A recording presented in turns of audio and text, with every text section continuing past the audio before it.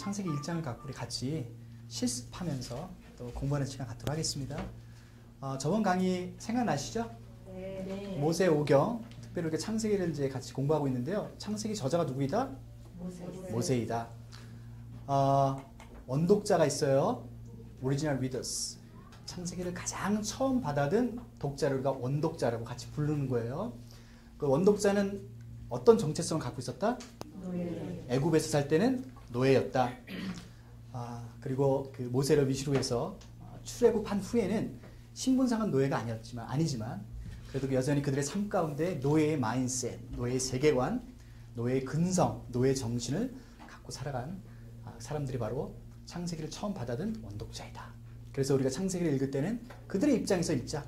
그들의 입장에서 해석하고 그들의 입장에서 회복해야 될 것들을 회복해 가는 것으로 하나님께서 주신 계시의 말씀이다. 그렇게 정리하고 넘어갑시다. 자, 창세기 1장입니다. 여러분들에게 나눠드렸던 교재를 같이 좀 보시면서요 진행하도록 하겠습니다. 자, 장마다 이제 그 장이 갖고 있는 중심 구절이 있습니다. 그 중심 구절 제가 먼저 읽고 그 다음에 진행하도록 할게요. 창세기 1장의 중심 구절은요 1절입니다. 태초에 하나님이 천지를 창조하시니라. 하나님의 창조성, 하나님의 창조주 되심에 대한 선포고요. 하나님의 권위와 하나님의 전지전능하심에 대한 이야기로 창세기 1장을 시작합니다. 창세기 1장을요 원독자 5월 입장에서 제가 한번 이렇게 정의해 볼게요. 전능하신 하나님의 전 우주적인 창조 사역을 통해서 원독자들이 믿어왔던 애굽, 이집트죠. 애굽의 우상 신들의 허구성을 폭로하고 있다. 오왈들의 선조 아브라함에게 언약하셨던 하나님만이 참된 창조주이시며 그들이 보고 듣고 만지고 경험하고 관계하는 세상의 모든 것들의 진짜 주인이 바로 그 하나님임을 선포하고 있다. 이게 창세기 1장의 중심된 내용입니다. 그래서 이제 5월 입장에서 창세기를 우리가 계속해서 좀 살펴보도록 할게요. 자, 보시면요. 여러분들이 이제 실습하는데 분석, 도구, 5월, 즉 원독자 입장에서 질문과 답에 대한 세 가지 캐러고리로 교재에 나눠져 있습니다. 그죠? 여기다 여러분들이 직접 기입을 하시면서 귀납적 성경 연구 방문론들을 한번 같이 익혀가는 거예요. 자꾸 쓰는 연습들을 하시면요 너무 좋습니다. 자, 이게 무슨 말이냐? 아주 간단합니다. 중간에 있는 이 캐러고리부터 채워나가는 건데요. 여기는요 성경 본문에 있는 단어 또는 짤막한 문장들을 그냥 여러분들이 쓰시면 돼요. 여기다 쓰시는데 이 중간에 있는 분석에 대한 내용이 어떤 도구를 의미하는가를 생각하시면서 이 두 가지 캐러고리를 채워가셔야 돼요. 그냥 무조건 자기 마음에 감동이 딱 돼서 이거 너무 좋아해서 막 쓰시면 안 돼요. 이 두 가지를 생각하시는데 간단합니다. 자, 이런 겁니다. 지금 창세기 1장을 보니까요. 땅이란 단어가 많이 반복돼요. 그죠? 제가 세보니까 18번 반복됩니다. 그럼 여기다가요. 땅 이렇게 그냥 쓰시면 돼요. 간단하죠? 그리고 마크를 해두시면 더 좋겠죠? 곱하기 18. 이러면요. 창세기 1장에 땅이란 단어가 18번이나 반복되구나. 그렇게 한번 표시를 해놓은 거예요. 그 다음에 이 옆에는요. 이게 그 관찰 도구인데요. 반복. 끝. 두 가지 다 끝난 거예요. 오케이. 한두 가지 더 해볼까요? 자, 창세기 1장은요. 하나님께서 이 온 우주 만물을 창조하신 창조의 역사의 기록을 서술하고 있습니다. 그런데요. 여러분 다 알죠? 첫째 날 뭐 만드시고 둘째 날 뭐 만드시고 있죠? 그러면요. 그 만든 것들에 대한 내용물들을 한번 또 쭉 한번 적어보는데요. 문장을 다 쓰면요. 칸이 모자르잖아요. 그러니까 단어만 딱딱딱 꼬집어내서 한번 쓰는 거예요. 첫째 날 뭐 만드셨죠? 빛. 그죠? 둘째 날 뭐 만드셨죠? 물과 궁창. 셋째 날은요? 땅과 식물. 예. 땅과 식물. 넷째 날은요? 1월 성신. 그죠? 그래서 해와 달과 별이죠. 다섯째 날은요? 새와 물고기. 여섯째 날은요? 짐승과 인간, 사람이죠. 일곱째 마지막 날은요? 안식하셨죠? 자, 이렇게 돼 있어요. 자, 그러면 지금 첫째 날부터 일곱째 날까지 하나님께서 창조하시면서 만드신 내용물들을 쭉 적어봤어요. 오케이? 자, 그러면 관찰 도구에는 간단합니다. 목록 이렇게 쓰시면 돼요. 목록. 됐죠? 여러분들이 귀납적 성경 연구의 방법론에 따라서 이렇게 실습하실 때는 이것들은 이제 찾으시는데 아주 간단한 것만 찾으세요. 너무 복잡한 거, 어려운 거는요. 나중에 공부를 자꾸 하시다 보면 이제 눈에 보여요. 근데 처음에는요. 그렇게 복잡한 것들은 좀 찾기 힘드니까요. 반복은 너무 쉽잖아요. 같은 단어가 2번 이상 나오면 무조건 반복이에요. 그러니까 1장에 하나님이라는 단어도 얼마나 많이 나옵니까? 그죠? 그러면 하나님 이렇게 적는 거예요. 그냥 하나님. 그리고 몇 번 반복됐다. 그럼 여기 옆에다가 뭐 적고요? 뭐 적자고요? 반복. 그렇게 적고요. 그 다음에 하나님은 또 인물에 속하잖아요. 인물. 이렇게 적으면 돼요. 오케이? 그 다음에 우리 하나 더 볼까요? 하나님께서 창조의 내용물들을 만드시고 난 후에 이런 말씀을 하십니다. 이런 고백을 하십니다.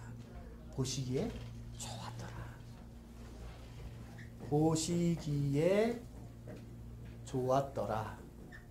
이렇게 적으시고요. 반복이 되니까 몇 번 반복하고요.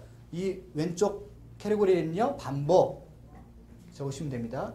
그 다음에 이거 분위기도 돼요. 보시기에 좋았더라. 그래서 분위기. 자, 요 정도까지 우리가 관찰을 한번 해봅시다. 지금 우리가 한 거는요. 관찰한 거예요. 그죠? 단어라든가 절이라든가 그 다음에 문단이라든가 이런 것들을 우리가 요목조목 관찰 도구를 통해서 한번 이렇게 기록해 본 겁니다. 이렇게 기록하면서 여러분들이 결국 이 두 가지를 한 이유는요. 여기에 있는 겁니다. 질문을 만드시고 질문에 답을 하기 위해서예요. 여기에 대한 질문과 답이 바로 커멘터리예요. 주석이 되는 거예요. 여러분들은 지금 여러분들만의 주석을 만드는 시간을 갖고 있습니다. 그죠? 그것이 해석입니다. 그렇게 해석을 하고 나면요. 그 다음에 성령을 통해서 오늘날 내 삶, 내 정원 가운데 어떻게 하나님의 계시된 말씀을 적용할 것인가는 각자 나름대로 또 기도하시면서 신앙생활 하시면서 적용하시면 되는 겁니다. 바로 그래서 요 부분 있죠. 요 부분이 저희 THS 귀납적 성경 연구 학교에서 공부하는 방법이고요. 프로세스입니다. 그래서 이것들을 여러분들이 반복적으로 계속해서 쓰시면서 공부하시면요. 성경을 제대로 읽고 해석하는데 큰 도움을 받을 수 있습니다. 자, 그러면 이제 퀘스천을 달아봐요. 퀘스천. 질문입니다. 질문 한번 적어보시는 건데요. 질문을 다실 때 아까 제가 말씀드렸죠. 누구 입장에서 창세기를 보자? 노예. 그래서 여러분들이 여기다 항상 OR을 쓰세요. OR, 원독자, 노예입니다.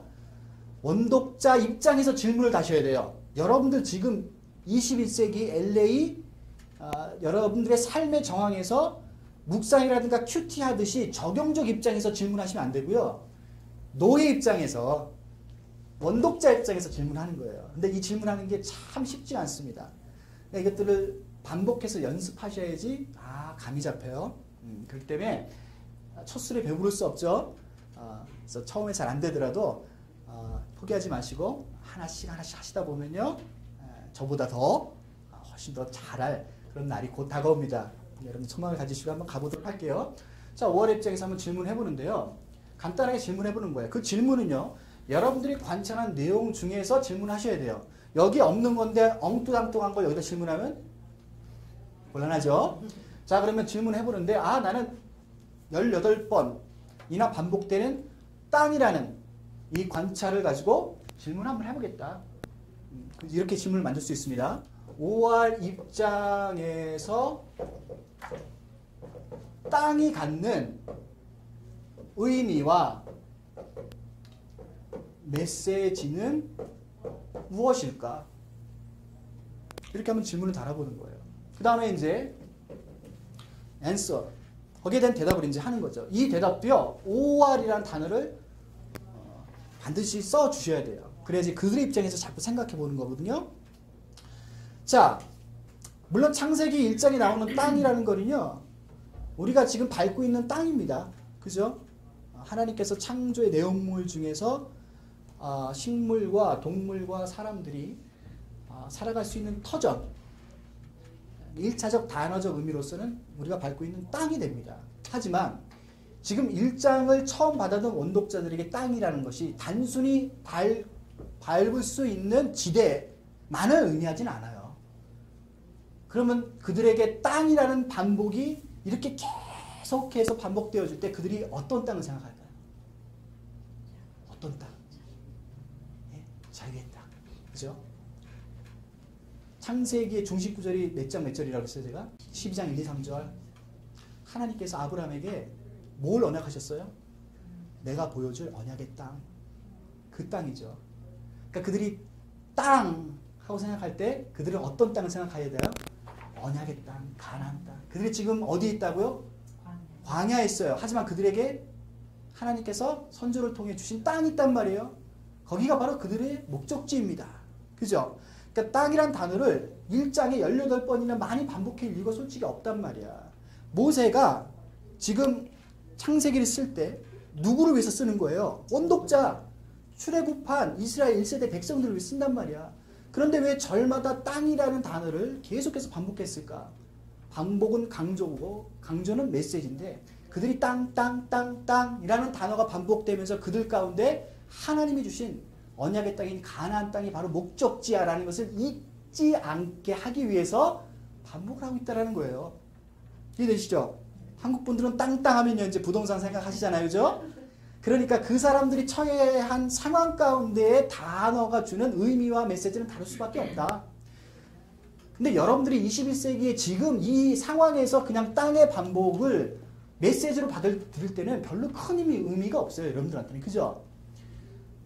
근데 18번이나 반복됐잖아요. 2번도 아니고 3번도 아니고. 그럼 여기 메시지가 있다는 말이에요. 그러니까 이거를 그 당시에 원독자 입장에서 바라보고 해석해야지 진짜 해석이 나오는 거예요. 뭐다? 가나안 땅. 오알들에게 주신 가나안 땅. 즉 언약의 땅을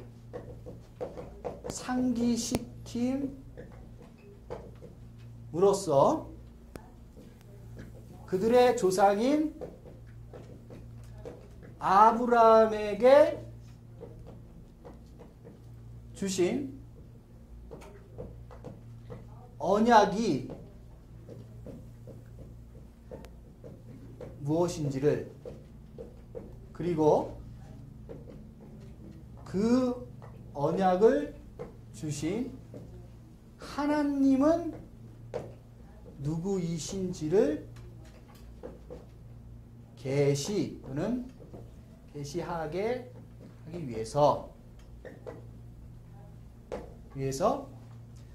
땅이라는 단어를 반복하고 그 땅을 통해서 메시지를 주고 있다.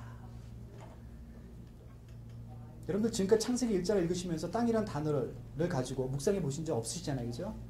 있다 그래도 그 당시에 BC 1440년경에 출애굽한 노예였던 이스라엘 1세대 백성 입장에서 해석해 보신 적이 없다라는 거예요. 보세요. 땅이라는 한 단어 갖고도 하나님께서 창세기 1장을 통해 하나님이 누구이신지를 그 당시의 삶을 살고 있었던 원독자들에게 계시하고 그들을 위로하고 격려하고 힘을 주고 있다는 거예요. 그러니까 뭐 하지 말아라는 거예요. 애굽으로 돌아가지 말라는 거죠. 땅은 또 세 가지로 나눕니다. 그들이 살고 있었던 그 과거의 땅, 애굽. 그리고 지금 현재 살고 있는 광야 땅. 그리고 앞으로 들어갈 가나안 땅. 과거죠. 현재죠. 미래죠. 그들이 지금 현재의 삶을 살아가고 있어요. 이 광야의 삶을 살아갈 때 하나님께서 창세기를 주셨다는 거죠. 창세기 1장을 처음 받아든 그들의 입장에서 땅이라는 단어가 바로 과거에 살았던 애굽 땅을 생각나게 하고 현재의 광야의 땅을 보게 하고 미래의 가나안 땅을 믿음으로 기대하고 바라볼 수 있도록 한다는 거예요. 그러니까 그들이 어디로 가야 돼요? 가나안으로 가야 돼요. 왜? 하나님이 언약하신 땅이기 때문에 그래요. 이 땅은 자유의 땅이기 때문에 그래요. 거꾸로 광야에서 애굽으로 가면 돼요? 안 돼요? 안 됩니다. 그죠? 신약의 언어로 얘기하면요. 예수 안에서 우리는 새 것이 됐죠. 새 피조물입니다. 다시 과거로 돌아갈 수 있어요? 없죠. 그럴 수 없습니다. 현재의 삶에 감사할 뿐만 아니라 하나님께서 예수 닮게 하는 하나님의 의지와 주권을 믿음으로 바라봄으로써 훗날 미래에 나를 어떤 사람으로 하나님께서 변화시켜가고 나를 이 땅 가운데서 하나님의 통치 가운데 어떻게 살게 할 것인가에 대한 믿음을 갖고 있는 것, 그리고 그 믿음을 확신함으로 우리들에게 허락하신 땅을 향해서 한 발자국 진전하는 삶, 그것이 신앙입니다. 그것이 신앙이에요. 과거로 돌아갈 수 없습니다. 과거의 땅은 더 이상 하나님께서 허락 안 하십니다. 현재 그걸 뛰어넘어 미래의 땅으로 한 발짝씩 한 발짝씩 하나님을 의지하고 하나님만을 순종하면서 가는 것, 그것이 땅이 주는 메시지예요. 하나 더 해볼게요. 자, 목록으로 한번 해볼게요. 목록.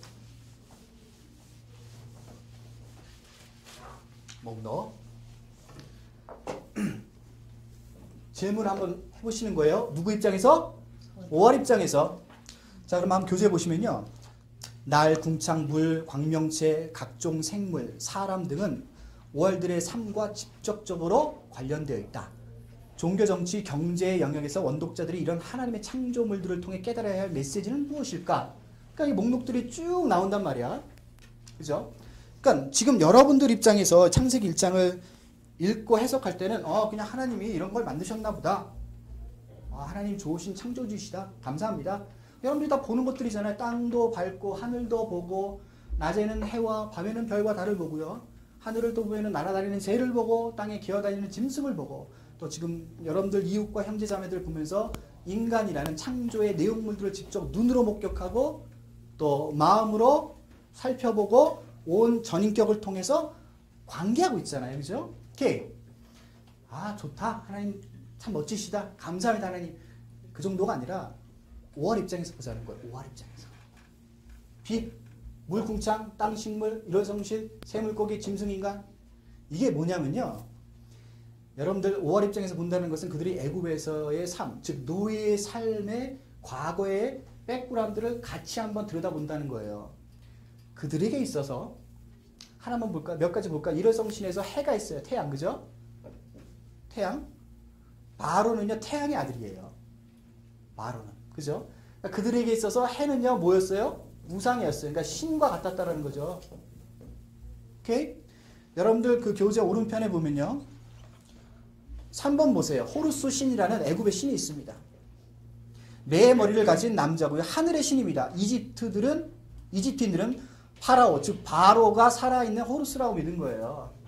그러니까 그들에게 있어서 바로라든가 또 태양을 볼 때마다 그들은 애굽의 신들, 우상들을 생각할 수밖에 없고요. 그들의 통치권 아래 종속되어 있는 그들의 노예된 모습에 슬퍼하며 아파하며 또는 그냥 그것을 인정하면서 살아갔던 사람들이 바로 원독자들이란 말이죠. 물을 만들었어요. 애굽의 신 가운데 이시스라는 여신이 있어요. 번영의 신인데, 축복의 신인데요. 하나님께서 물을 만드셨죠. 그죠? 근데 그들이 400년 동안 애굽 땅에 살면서 이시스 신이라는 여신을 섬겼다는 거예요. 나일강 신이에요. 그러니까 그들이 지금 원래 그 전에 애굽에서 살았을 때는요. 여호와 하나님을 잘 알았을까요? 몰랐을까요? 잘 몰랐어요. 그리고 구원하시고 지금 창세기라든가 모세오경을 통해서 하나님이 누구신지 계시하는 거예요. 그러니까 창세기 1장을 읽으면서 특별히 목록을 쭉 읽으면서 어떤 생각이 나야 돼요? 5월 입장에서는 우리가 애굽에 있을 때는 나일강 물의 신인 이스시 신이 하나님이고 그 신인 줄 알았는데 지금 보니까 여호와 하나님이 만드신 거네? 신이 아니네? 이렇게 세계관이 바뀌어야 돼요. 그죠? 그게 회복이에요. 그게 변화예요. 하늘을 보고 해를 봤을 때는 바로가 생각나고 바로의 통치권 아래에서 종속되어 있는 그들의 모습을 봤고 더 이상 자유하지 못한 그들의 모습 때문에 노예로서 괴로워하며 아파하며 죽지 못해서 소망 없는 삶을 살아갔는데 창세기 1장의 목록들을 쭉 읽다 보니까 해를 누가 만들었어요? 하나님이 만드셨다는 거예요. 바로가 신이 아니구나. 호루스 신, 매신이 신이 아니구나. 그들은 하나님이 만든 피조물에 불과하구나. 이걸 깨닫는 거예요. 다른 것도 다 마찬가지예요. 범신론 있죠? 그 범신론은 다 자연세계에서 따온 거예요. 인간들이 만들어내죠. 우상으로. 왜냐하면요. 인간 안에 두려움이 있기 때문에 그렇죠. 공포심이 있기 때문에 그래요. 자기보다 더 센 어떤 능력자들을 만들어내서 자기가 소망하고 욕망하고 갈망하는 것들을 이들의 힘을 빌려 이루고자 하는 그 모든 과정과 결론을 우상이다 이렇게 얘기하는 거죠. 그러니까 그런 우상이 팽배했던 땅, 즉 애굽 땅에서 수백 년을 대를 거쳐 살아왔던 오활들의 입장에서는 이거는 뭐예요? 혁명입니다. 혁명. 그래서 우리가 하나님이 창조하셨어 끝이 아니라 원독자 입장에서는 이것이 바로 자기네들의 과거의 삶에 속아왔던 삶을 되돌아보게 함으로 하나님의 위대하심과 창조하심과 권위와 주권을 바라보게 한다는 거예요. 그래서 하나님이 진짜 신이구나. 우리가 과거에 믿었던 애굽 신들은 다 거짓말이구나. 허상이구나. 그거를 지금 선포하고 깨닫게 하는 겁니다. 이해되셨죠? 이렇게 창세기 1장을 보니까요. 메시지가 우리가 지금까지 그냥 알고 있었던 메시지와는 굉장히 다르고 또는 깊고 또는 굉장히 넓게 우리가 창세기 1장을 해석할 수 있어요. 누구 입장에서 바라보니까요? 오할 입장에서, 원독자 입장에서. 이해되시죠? 오케이? 그래서 결론은 하나님과 애굽의 신들과 어떻게 다르냐를 보여주는 거예요. 창세기 1장은 끊임없이 너네들이 과거에 믿어왔고 신이라고 불려왔던 모든 것들이 허상이다라는 것을 사건과 인물을 통해서 계속해서 리마인드 시켜줘요. 상기시켜줘요. 누구만 바라보게 하는 거라요? 여호와 하나님만. 근데 여러분들 보세요. 여러분들이 언제 예수를 믿고 구원받았는지는 잘 모르겠어요. 근데 여러분들이 예수를 믿고 하나님의 자녀가 됐지만 여러분들 안에 여전히 이러한 잘못된 신관들, 세관들이 있단 말이에요. 그죠? 돈, 물질, 명예, 인기, 자랑, 건강, 한국 사람들은요, 유교, 불교, 샤머니즘, 범신론 이런 것들 있죠. 특히 21세기 와서는요, 과학과 기술이